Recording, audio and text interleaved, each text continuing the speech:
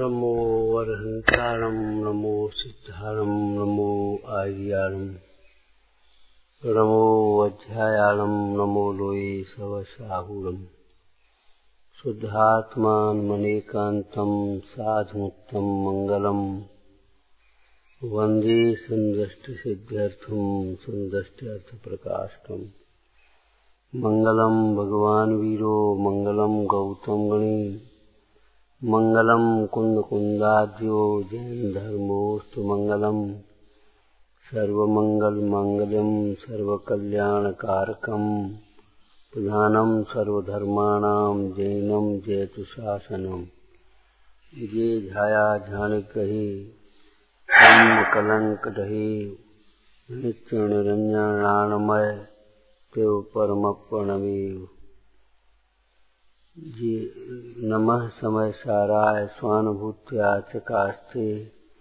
चित्त भावाय भावाय सर्वभावांतरच्छिदे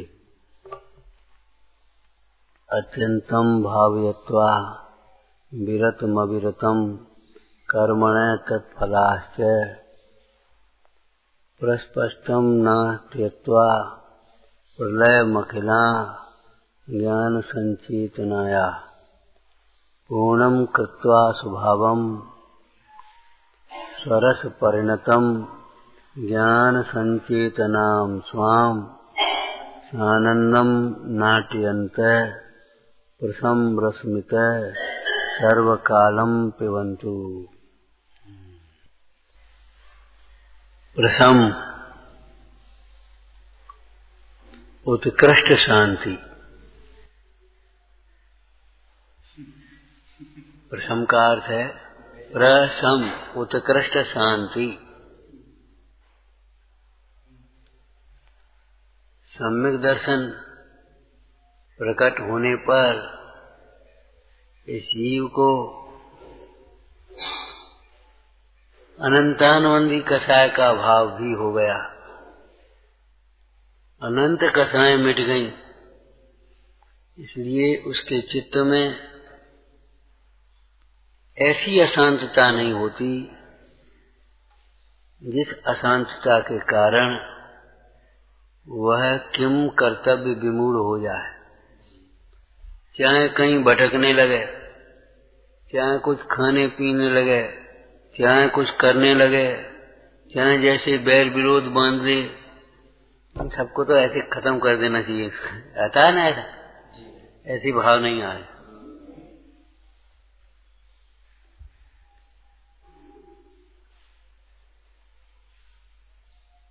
इनका तो सब लूट ले और बांट दो गरीबों को। अरे नहीं, लूट ऐसा भाव नहीं आएगा।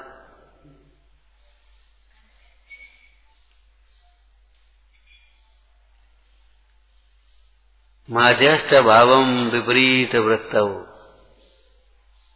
हमारी इच्छा के विपरीत है उनकी बात तो बहुत दूर है,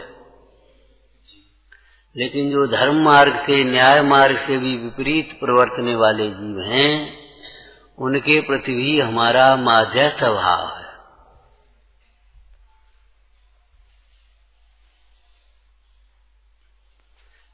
उनके प्रति द्वेष भाव नहीं है। अहिंसा के प्रसंग में पुरुषार्थ सिद्धि पाय में एक चर्चा आई है, एक कुतर्क। क्या कुतर्क है? हिंसक जीव अपने जीवन में भी बहुत पाप करते हैं और अनेकों जीवों की हिंसा करते हैं। ऐसे जीवों को मार देने से तो बहुत जीवों की भी रक्षा होगी और वे भी हिंसा से बचेंगे तो उनसे भी रक्षा होगी। कितना अच्छा तर्क लगता है। तो उसने कहा ठीक है, हिंसक जीव को तुम इसी तर्क से मारना चाहते हो तो ये बताओ हिंसक जीव कितने हैं? एक है कि दो हैं कि चार हैं कि बहुत हैं कि बहुत से? अब ऐसे बहुत से हिंसक जीवों को मारने का तुमने भाव किया, तुम महाहिंसक हुए कि नहीं?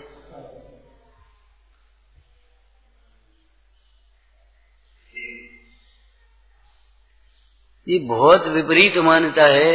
ये हमारा बैरी है, ये खत्म हो जाए तो कोई बैरी नहीं गया, चार बैरी पैदा हो जाएंगे। हमेशा ध्यान रखना चाहिए हमारी कासाएं भाव बेई बैरी हैं। बाद बाकी बाहर में कोई बैरी नहीं है, कोई मित्र नहीं है। कसाय की तीव्रता हो तो मित्र भी शत्रु हो जाते हैं, और कसायों की जब मंदता हो, क्षमादिक भाव, उदारता, सरलता, तो शत्रु भी शत्रु नहीं रहते, वे भी मित्र बन जाते। यही तेरे शत्रु हैं जानो आत्म राम। कौन? क्रोध, मान, माया तथा लोभ सहित परिणाम, यही तेरे शत्रु हैं जानो इनको राम, जानो आत्म राम। हिंसक जीव कौन? एक है। दुष्टन देव निकार साधन को रख लीजिए। तो दुष्टों को कोई समाज से या गांव से या देश से निकालने की बात नहीं है, दुष्ट भावों को अपनी परिणति से निकालने की बात है। दुष्ट भाव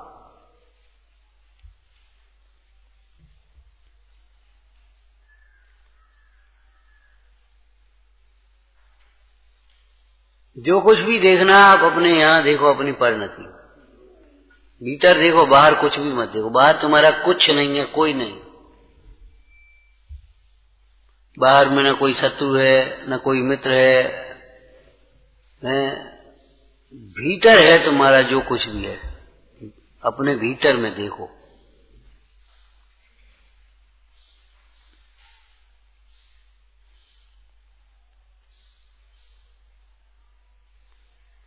भर्तरी ने जब अमर फल देखा, दोबारा अपने हाथ में आया हुआ दृष्टांत तो याद है। भर्तहरि को अमर फल मिला तो जिसकी प्रीति है उसी को देगा। रानी को दे दिया, रानी ने कोतवाल को दे दिया, कोतवाल ने वैश्या को दे दिया, वैश्या ने ला करके फिर वहीं दे दिया। पुण्य उदय की लक्ष्मी फिर दोबारा आकर के खड़ी हो जाती। ठीक है। अब जब दोबारा ये फल तो हमने रानी को दिया था,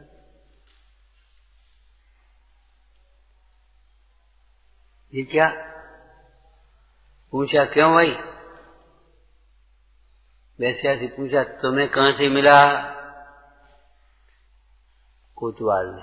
कोतवाल से पूछा तुम्हें कहां मिला? कि रानी ने। जी का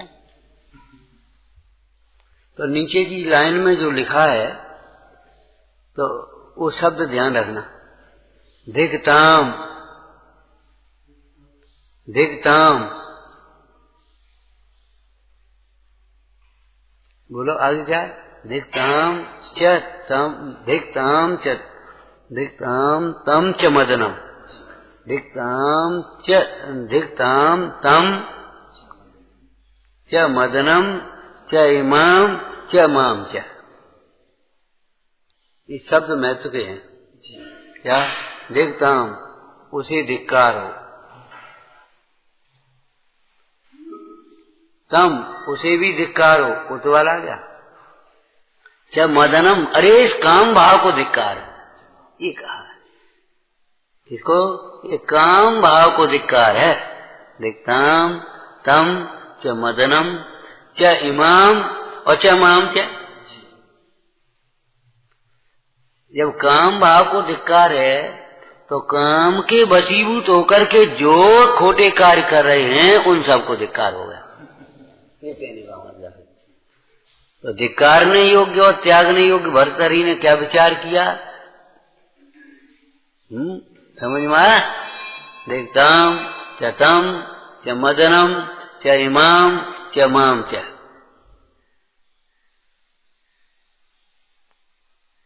देखो, जिस रानी के लिए मैं प्राण देता हूं वो रानी की प्रीति कोतवाल बेकार है। राजा से अधिक कोतवाल में क्या है बता? लेकिन है बस वो जो कुछ है। और कोतवाल की प्रीति है, बताओ, रानी मिल गई उसे प्रीति करने वाली, और तो भी उसकी प्रीति वैसे हम, और जिसको हम पापी समझ रहे हैं, धिक्कार है। विचार तो करो, उस वैश्या को तो देखो, धर्म बुद्धि किस परिणति में आई। मेरा जीवन तो पापमय है, मैं अमर होकर के क्या करूंगी, यह अमर फल। भर्तृहरि राजा हमारा बहुत न्यायवान है, धर्मात्मा है, प्रजा का भला करने वाला है, उसको ये दे देना चाहिए। अब बताओ, बाहर से देखने पर कई बार जिनको आप धर्मात्मा समझते हो उनके भीतर क्या हो, और कई बार जिन्हें आप ये समझते ये तो बहुत बेकार आदमी होंगे। कई प्रसंग ऐसे बनते हैं, जी क्या समझते हैं जी बूढ़े आदमी, जी क्या समझते हो जी, लड़का कभी मंदिर आता है, बस चला जाता है, कभी साथ में नहीं बैठता, लेकिन प्रसंग पढ़ने पर कहो तो वो कितनी वेद ज्ञान की बातें करे, कितनी तत्चर्चा करे, कितनी उसके जीवन में समता हो, और हम सोचें जी बहुत समझते हो बहुत और इनके जीवन में कहो तो कैसी परिणति हो जाए। भैया बाहर से नापना नहीं, बाहर से बहिर्दृष्टि का कोई भरोसा ही नहीं है, बहिर्दृष्टि का कोई भरोसा नहीं है। बहिर्दृष्टि भ्रमती है, अंतर्दृष्टि सचमुच प्रशंसनीय है।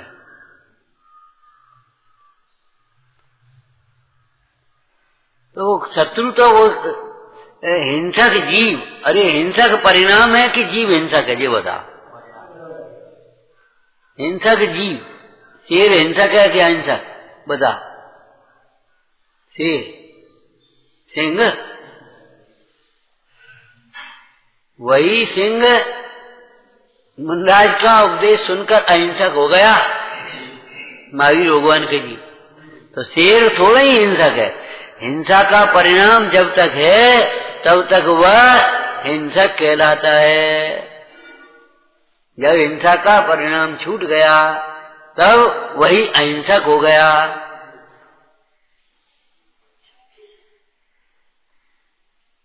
अब कोई शेर को हिंसक समझ करके मार देवे, अरे वो शेर थोड़ी समय बाद तो अहिंसक होने वाला है।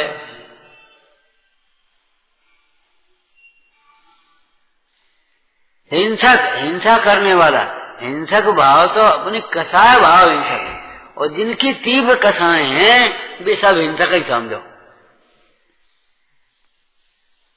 क्यों? तीव्र कसायों के वशीभूत होकर ये जीव अपना घात करते हैं, शरीर का भी घात करते हैं, द्रव्य प्राणों का, और तीव्र कसाय के वशीभूत होकर के वे जीव जाने कहां कहां घात करते। तो ये हिंसक जीवों को मार देना चाहिए, अरे हिंसा के परिणामों को मार देना चाहिए। अर्थात अब इस प्रसंग में बोलो, हिंसक जीवों को भी मारने का भाव नहीं रखना चाहिए। अरे उसने हमें काट दिया, और ये सांप कितने को काटेगा? भैया जिससे बैर विरोध होगा उसी को काटेगा, चाहे किसी को नहीं काटेगा। ध्यान रखना, जिसकी आयु काल पूरी होनी है उसी को काटेगा, चाहे किसी को नहीं काट पाएगा।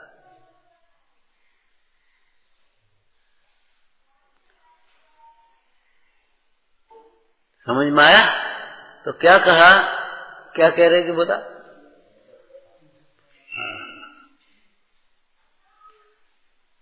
ज्ञानी जीव को, विवेकी जीव को भीतर दिखाई देता है कि हमारे क्रोधाधिक भाव हमारे शत्रु हैं, और क्रोधाधिक भाव के कारण ही बाहर में ये शत्रुता पे के व्यवहार हो रहे हैं। पूर्व कर्म का उदय भी निमित्त है, लेकिन मूल है वर्तमान का क्रोध मान माया लोभ आदि का भाव।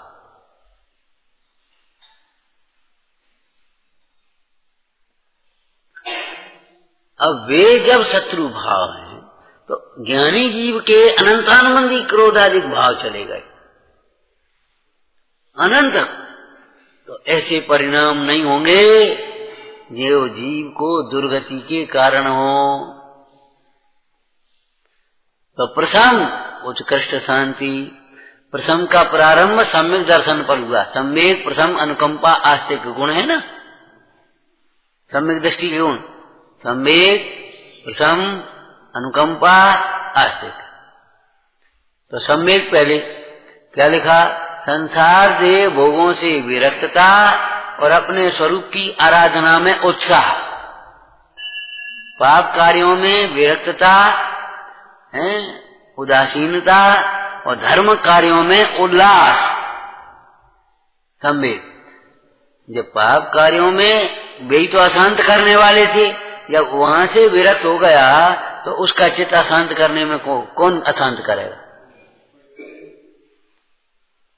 तो प्रथम, अब उस प्रथम रस को पीने के लिए, प्रथम एक रस है, आनंद है, रस। उस प्रथम रस को माने उत्कृष्ट शांतता प्राप्त करने के लिए उत्कृष्ट शुद्धात्म तत्व की आराधना करना चाहिए, अनुभूति करना चाहिए। परंतु वह अनुभूति काय में होगी? उपयोग में, वर्तमान के उपयोग में ही तो होगी। और उपयोग तुम्हारा जुड़ा है कर्म और कर्म के फलों में। कर्म और कर्म के फलों में उपयोग जुड़ा हुआ है। अब ये बताओ कैसे तुम आत्मा की अनुभूति करोगे, कैसे तुम्हारी चित्त में शांति आएगी?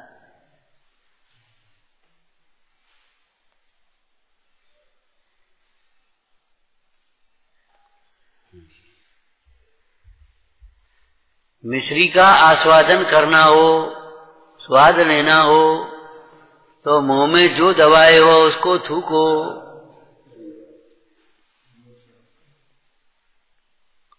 मुंह साफ करना चाहिए।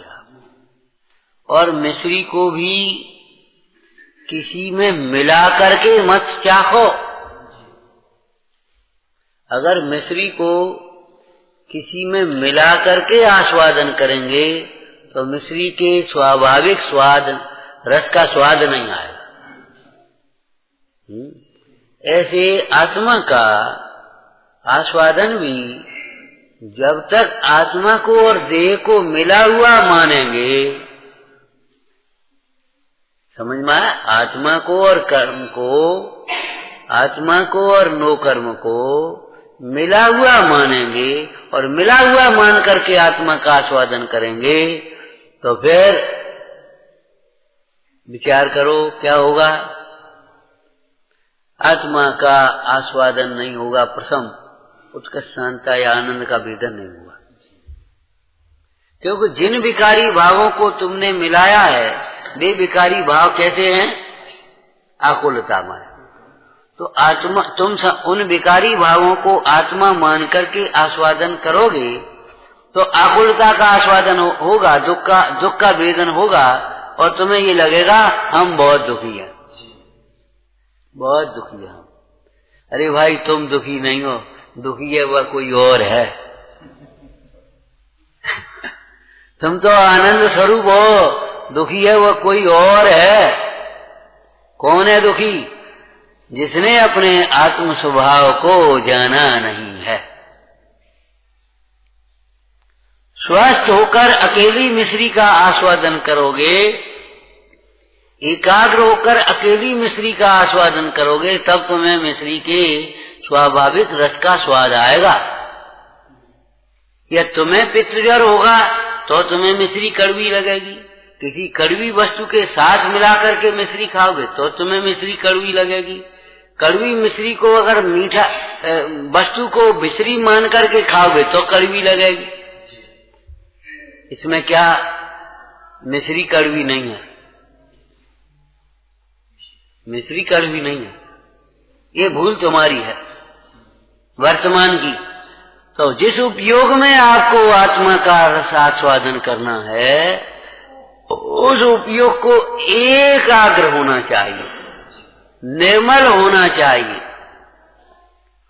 और जिस आत्मा का आस्वादन करना है वो आत्मा भी अकेला होना चाहिए। तो प्रथम भेद विज्ञान स्व और पर का, फिर आत्मा में एकाग्र उपयोग पर फिर आत्मा के आनंद की अनुभूति होती है। इसीलिए द्रव्य संग्रह में क्या लिखा? दोनों प्रकार के रत्नत्रय की प्राप्ति जीव को ध्यान अवस्था में होती है। चंचल उपयोग में, मलिन उपयोग में इस जीव को आनंद की वेदन नहीं हो सकता, आत्मा का अनुभवन नहीं हो सकता। और विषयासक्त जीव का उपयोग निरंतर मलिन रहता है और परिग्रह में आसक्त जीव का उपयोग निरंतर चंचल रहता है। चंचल पानी हो और मैला पानी हो, अब तुम्हें कहां शकल दिखेगी? अच्छा, पानी स्वच्छ भी हो और स्थिर भी हो और तुम चंचल हो,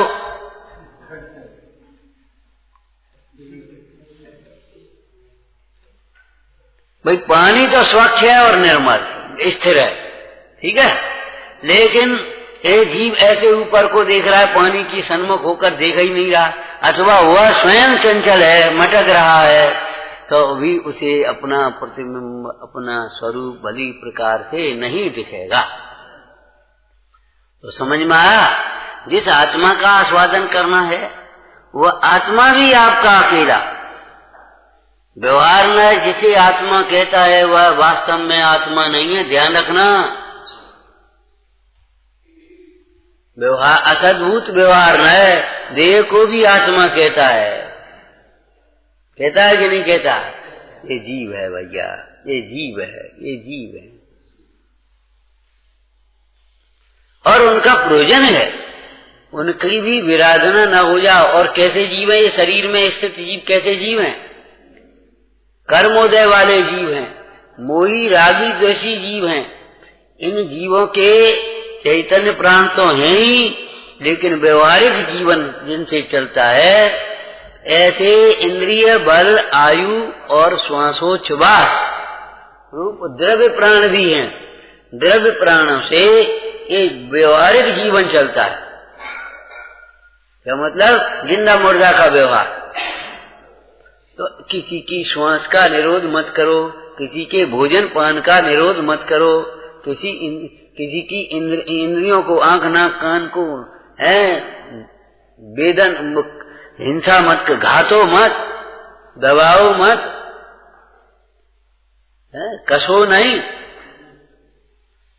क्यों? ये जीव है। तो कौन से नए का कथन है? व्यवहार नए का कथन है।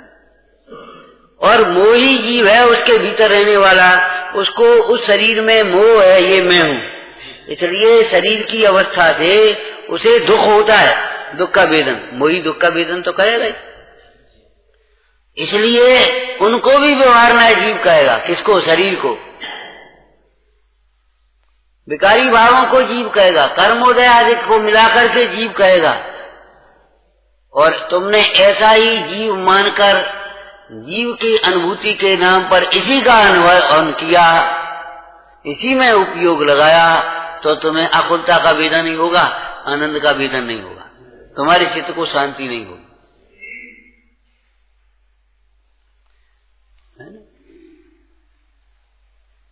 तो प्रथम रस का वेदन स्वादन करने के लिए, अर्थात अपनी भाषा बोल लो, ये तो साहित्यिक भाषा है, अपने चित्त को शांत करने के लिए, शांतता प्राप्त करने के लिए कर्म और कर्म फल से विरक्तता निरंतर भाना चाहिए। कर्म और कर्म फल से निरंतर विरक्तता भाना चाहिए, वेद ज्ञान करना चाहिए। निरंतर क्यों? कि निरंतर ये जीव को भाव कर्म बरत रहे हैं, निरंतर जीव को द्रव्य कर्म आ रहे हैं, और निरंतर जीव को पूर्व कर्मों का उदय आ रहा है। एक भी समय संसारी जीव को ऐसा नहीं है जिस समय कर्म का उदय न हो, कर्म जनित विकारी परिणाम नहीं हो, मोह राग द्वेष न हो, और नए कर्म का आश्रय न हो। हर समय पूर्व कर्म का उदय कर्म फल हो गया, और वर्तमान में उन कर्म के फल के उदय में इस जीव का उपयोग जुड़ा, तो मोह राग द्वेष हुए, और मोह राग द्वेष हुए तो उनका भी उपयोग में वेदन कर रहा है। इसीलिए इस जीव को निरंतर दुख का वेदन होता है।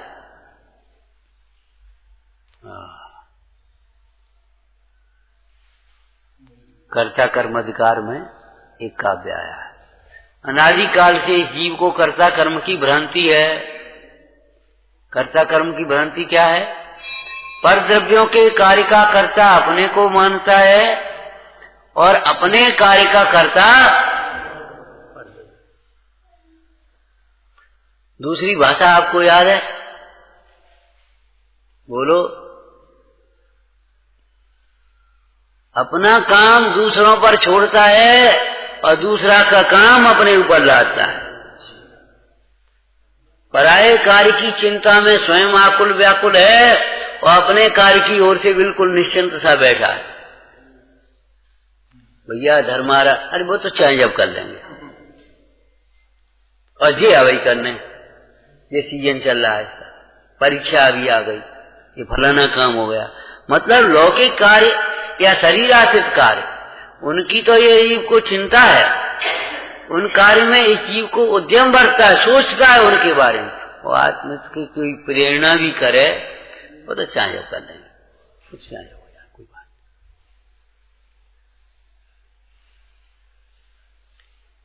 कर्ता कर्म की भ्रांति का दुष्फल क्या है, समझ में आ गया? क्या बोलो? अरे क्या दुष्फल है? अभी 3 वाक्य बोले। अपना कार्य तो का कर्ता दूसरों को मानता है, दूसरे के कार्य का कर्ता। बहुत लोग इस तरह की भाषा बोलते हैं, आप चाहो तो चाहे वो कर लो, अभी कर लो, ये काम अभी हो जाए, आप चाहो तो हो जाएगा। लेकिन ऐसा नहीं है भाई। किसी के चाहने से कोई कार्य जब तक उसकी योग्यता नहीं आई, जब तक उसके पंच समवाय स्थित नहीं हुए, नहीं हो सकते। तुम चाहो तो अभ्यास कर लो, नहीं कर सकते। अपना कार्य करने के लिए जीव स्वतंत्र है, समर्थ है, लेकिन पर का कार्य करने के लिए स्वतंत्र और समर्थ नहीं है। अरे तुम्हारा ही पैसा बैंक में रखो तो चाहे जब नहीं ले आओ, अपनी तिजोरी में हो तो चाहे जब निकाल ले, क्यों? बैंक में हो तो चाहे जब नहीं गया। आज तो भाई बैंक बंद है। आज अब वो आज की भाषा में तो वो तुम्हारे सब कंप्यूटराइज हो गई ना, अबे नहीं आ रही, अब बैठिए, चाहे जब नहीं। अब चलो आगे। अपनी तिजोरी का धन भी आप चाहे जब नहीं निकाल सकते। घर का ही ताला लगा के चले गए, अब तिजोरी तो भीतर धरी, घर खोले तब तो भीतर जा पाओगे। इसलिए विद्या कंटकी और द्रव्य कंटकी का अर्थ है न विद्या कंटकी है अनुभवन वाली विद्या, अध्यात्म विद्या, भेद ज्ञान आपका आपके काम आएगा, चाहे जब कर सकते हो। गांठ की द्रव्य नहीं, श्रद्धा में आया हुआ तुम्हारा द्रव्य स्वभाव, वह तुम्हारे काम में आ सकता है। तिजोरी धरी चाहे जब कर सकते, विचार तो करो। तो अपना कार्य का कर्ता पर को मानता है, पर का कार्य का कर्ता अपने को मानता है, दूसरी। अब इससे क्या दुष्परिणाम, इससे क्या फल आता है कि पर के कार्य का बोझा तो अपने माथे और अपने कार्य की ओर से दूसरों को दोष दे रहा है, दूसरे के ऊपर छोड़ रहा है अपना कार्य, और पर का कार्य अपन कर रहा है उसकी चिंता में। पर के कार्य की चिंता से निरंतर व्यस्त है, व्याकुल है, त्रस्त है, और अपने कार्य की ओर से निश्चिंत बैठा है। ये खबर नहीं है कि हमें अपना हित भी करना है कि नहीं करना है, ध्यान में लगे रहो। ये जीवन बाह्य जीवन क्षणभंगुर है, पानी के बबूले के समान है। अब विचार तो करो, वो खबर नहीं हम अपना काम पहले कर लें। सबसे पहले सीखने लायक बात ये है, क्या? ये देहादिक भाव न्यारे हैं और मैं इन सबसे न्यारा ज्ञाता स्वरूप आत्मा हूं। मैं अनादि अनंत तत्व हूँ, मैं अमूर्तिक प्रदेशों का पुंज हूँ। ये दिखने वाला शरीर में नहीं, ये देखने वाला आत्मा वह में हूँ। ये सबसे पहले सीखने और सिखाने की चीज है। पता नहीं कब कौन सा प्रसंग बन जाए, बच्चे के जीवन में, बड़े के जीवन में, वृद्ध के जीवन में, धनी के जीवन में, निर्धन के, तो यही तो काम आएगा वेद ज्ञान। इसलिए सबसे पहले ये सीख लेना चाहिए।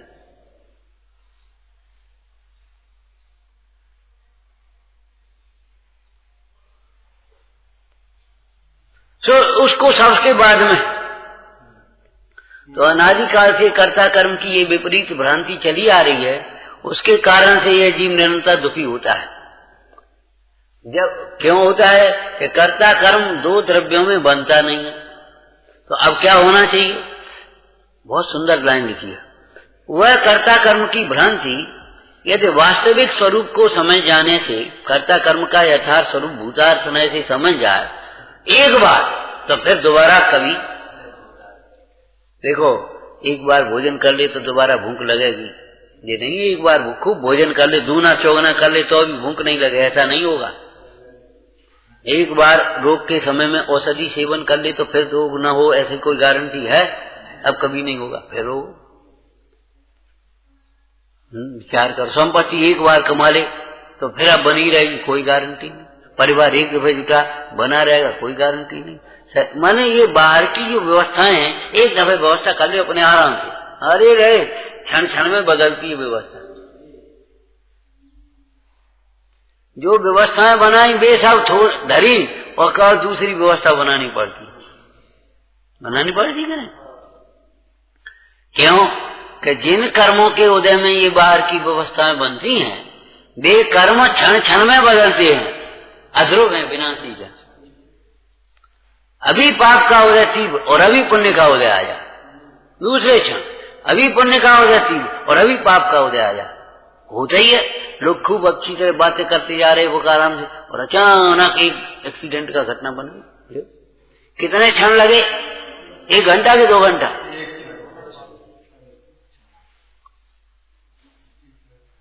एकदम अटैक आ जाए, एकदम फलाना काम हो जाए। माने लौकिक दृष्टि से देखो कितनी एक एक क्षण में बदलता है कि नहीं।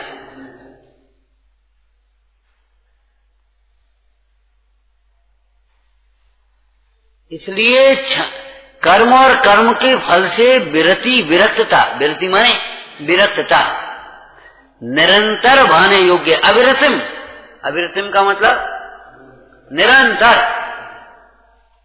निरंतर भाने योग्य, अत्यंतम भाव्यत्व। कैसे भाना? ऐसे भाना का खूब भाना, बस। कब तक भाना? निरंतर भाना। कब तक? जब तक उस कर्ता कर्म की भ्रांति का अत्यंत विलय न हो जाए, प्रलय न हो जाए, दोबारा फिर उत्पन्न न हो पाए।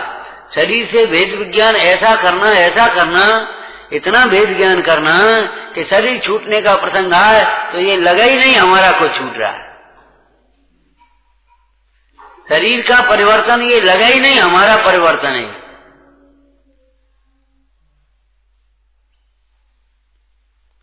इसके लिए निरंतर अभ्यास की जरूरत है, और निरंतर अभ्यास बदल बदल करके नहीं, इसी का बारंबार अभ्यास करना है।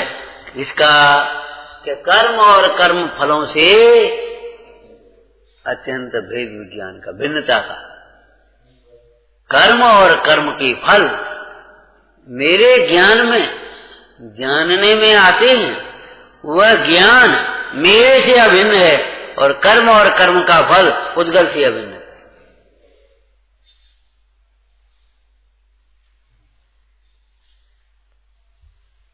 अब जब तक उपयोग है एक, इधर जुड़ेगा, आपकी थाली में नमकीन मीठा सब रखा है। अब जब नमकीन खाओगे तो उसका स्वाद आएगा, और मीठा खाओगे तो उसका स्वाद आएगा। तो ऐसे ही यहां आपके सामने अंतस्तत्व शुद्धात्मा विराजमान भीतर, और बाहर में ये कर्म और कर्म के फल तमाम संसार है। अब आपका उपयोग इनमें जुड़ेगा तो क्या होगा? दुख का वेदन होगा, अशांतता होगी। और यदि आपका उपयोग इधर जुड़ेगा, ये तार उधर जोड़ दो, इधर जोड़ दो, तो उधर जोड़ोगे तो वो जल जाएगा, इधर जोड़ोगे तो ये जल जाएगा।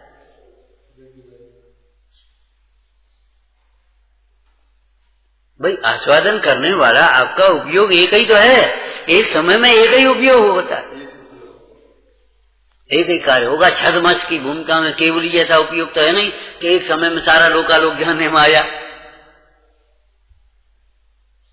अरे यहीं बैठे अपन और सुनने में उपयोग लगा है, तो पीछे क्या हो रहा, कौन आया कौन गया, घर पे क्या हो, कुछ उपयोग नहीं। और अगर पड़ोसी में उपयोग चला जाए तो यहाँ सुनने में रह जाए।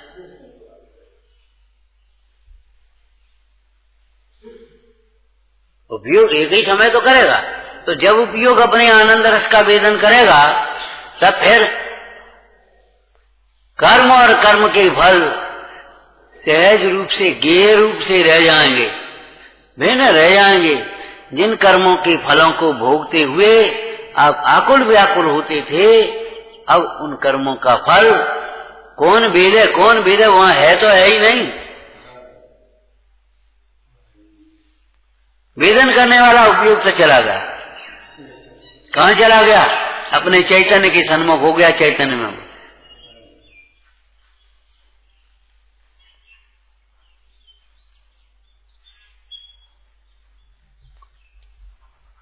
तो ऐसा अभ्यास करना, ऐसी भावना भाना, इतनी विरक्तता का विचार करना, भावना भाने का मतलब बारंबार विचार करना, अभ्यास करना, कि जिससे उस अज्ञान चेतना का, कर्म कर्म फल चेतना का अत्यंत अभाव हो जाए। प्रलय हो जाए का मतलब अत्यंत अभाव हो जाए, अर्थात अभी जो कहा हाँ फिर दोबारा उत्पन्न न हुए, फिर वही पदार्थ सामने हो और ये नहीं लगे ये हमारे। एक दृष्टांत दिया था, बस इतना ही कहेंगे। देखो मुंडराज होते,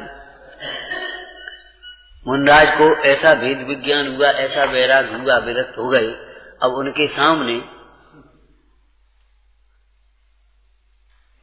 वो महल लगता ही नहीं है हमारा महल, वो परिवार ये लगता ही नहीं है हमारा परिवार, जिस आसन पर बैठे वो लगता ही नहीं है हमारा आसन।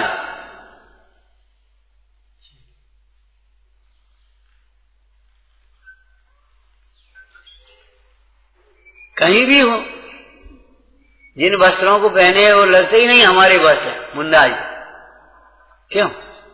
अरे मुंडाज वस्त्र पहनते ही नहीं। समझ में आया ना? मुंडाज को वस्त्र है नहीं, उनको लगता नहीं है ये हमारी पीछी है। अगर वे ध्यान में बैठे हों, स्वाध्याय करे हों और कोई पीछी उठा ले यार, तो ये नहीं कहेंगे भैया ये पीछी कहाँ ले जा रहे, काय को ले जा रहे, हमारी पीछी कहाँ ले जा रहे, फिर हम क्या करेंगे, हम कहाँ सो देंगे।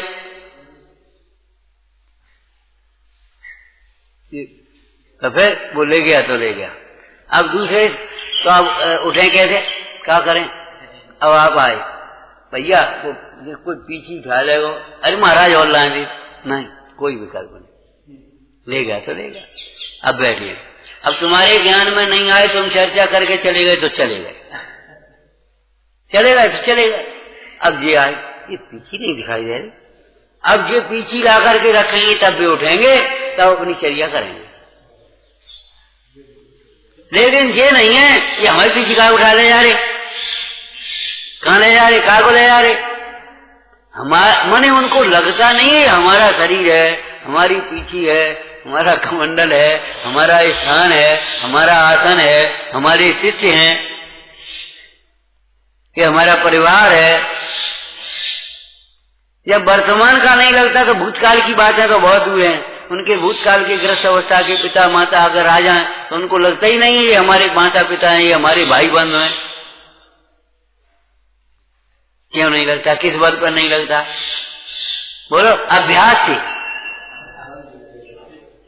उन्होंने अंतरंग में निरंतर वेद ज्ञान का खूब अभ्यास किया है, मरे को मरा देखने का अभ्यास किया है, इसलिए मरण के प्रसंग में उन्हें आकुलता नहीं हो रही।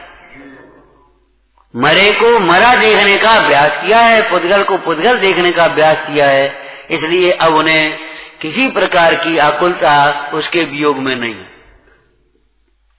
और ये अभ्यास नहीं है तो वियोग तो होगा। और किसी की क्या एक दिन ये देह जुदी होगी, होगी तो होगी, लेकिन फिर क्या होगा? आकुलता भी। और ज्ञान में जिसने पहले से ही संयोग के काल में वियोग देख लिया है, उसे कोई आकुलता नहीं। जैसे किसी ने कर्ज ले लिया, मान लो किसी का, अब वो तो मांगने आएगा, लेने आएगा, कब तक बचोगे? ठीक है ना। अब जिसने वह कर्जा पहले ही पहुंचा दिया हो या रख दिया हो, आएंगे तो ले जाएंगे। अब वो तो निश्चिंत है, उसको तो कोई विकल्प नहीं। और बाद बाकी उसको तो विकल्प होगा। उसको तो अगर ये समझो, मान लो इनको आपके देने, आपको इनके देने, और मंदिर में मिल गए, कहूँ ऐसा नहीं मांगे, देगा डर लगे वो। और जिसने पहले से ही अलग रख दिए, तो या वे अलग धरे, तुम आइयो सो ले जाइयो या मंगा लियो, कब क्या हम पहुंचा दे। मतलब कोई विकल्प नहीं, कोई टेंशन नहीं।